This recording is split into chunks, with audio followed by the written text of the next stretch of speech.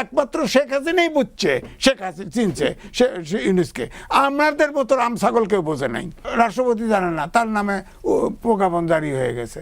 তো তাহলে এটাও তো স্ক্যান করা, যেগুলো প্রজ্ঞাপন জারি হয় নাই ওগুলো অন্য ওই ইস্যুতে সরকার নতুন করেও প্রজ্ঞাপন চাইলে দিতে পারে, বা আইন পাশ করলে সংসদ আছে এখন অধিবেশনে, ও সংসদে পাশ হতে পারে।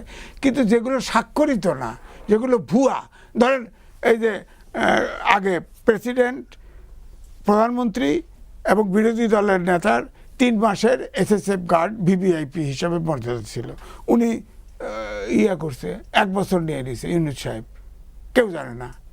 এবং আপনি ওয়েবসাইটে যান পাবেন না, কিন্তু আমার কাছে দুটি আছে, আমার কাছেই দুটি আছে। ভয় কিসের আসলে? 1 বছরের জন্য কেন নিলেন? অপকর্ম তো কম করেননি। আমি আগে টেলিভিশনে বলছি, এখনো 2-1টা শুনে রাখেন। আপনার আদেশে বাংলা গভর্নমেন্ট ব্যাংক হয়েছে, সেই ব্যাংকে উনি কায়দা করে, আমেরিকান কায়দায়, অর্থাৎ ডাইরেক্ট নিজে পকেটে পয়সা নেয় না, ঘুরায় খাইছে ইউনুস। আপনি শোনেন কেমনে ওই গ্রামীণ ব্যাংক আদেশ দিয়ে অন্য ব্যাংকের মতোই একটা ব্যাংক হয়েছে, গভর্নমেন্টের ফান্ডে হয়েছে।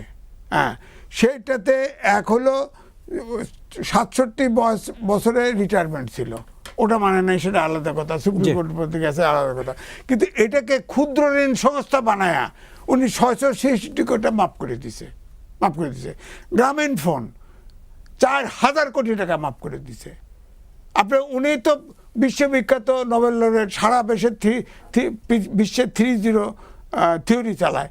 তো উনি এখানে যে আমার মেয়ে তো ব্রিটিশ আমেরিকান টোবাকোতে কাজ করে, সে তো আপনার বেনিফিটের 5% পায়, বেনিফিট পায় অটো সিস্টেমে। উনি দেন না কেন? উনি দেন না, তার জন্য তো 6 তলা উঠছে আর নামছে।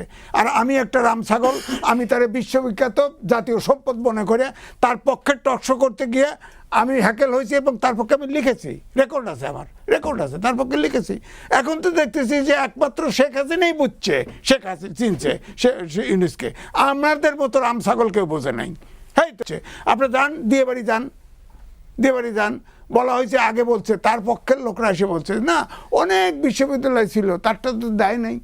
এখন দেখা গেছে 22টার মতো এখনো অ্যাপ্লিকেশন পড়ে রয়েছে, তারটাতে অনেক অল্প পয়সায় আপনার আছে যে আপনার ঢাকার শহরে কোনো ইউনিভার্সিটি নিতে হলে 5 কোটি টাকা জামানত দিতে হবে।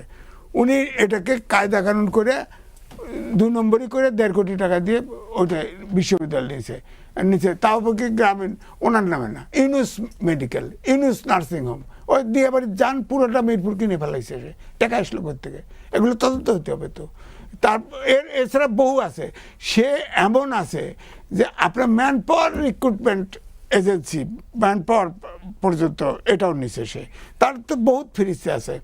আবার বিদেশের নাগরিক, এই যে যত আপনার সংস্কার কমিশন বলেন, ঐক্যমত কমিশন বলেন, যত কমিশন বলেন, আমার কাছে লিস্ট ছিল নাম, আমি পড়ে শোনাই দিছি। 17 জন আছে বিদেশি নাগরিক। আমি তো এই সরকারকে, ইউনিসের সরকারকে বলতাম এটা বর্গিত সরকার, এটা তো দেশের সরকার না, সবগুলো বিদেশি নাগরিক, নিয়ন্ত্রক যারা সব মিলে। এটা আসছিল লুটপাট করার জন্য, লুটপাট করে ফেলছে।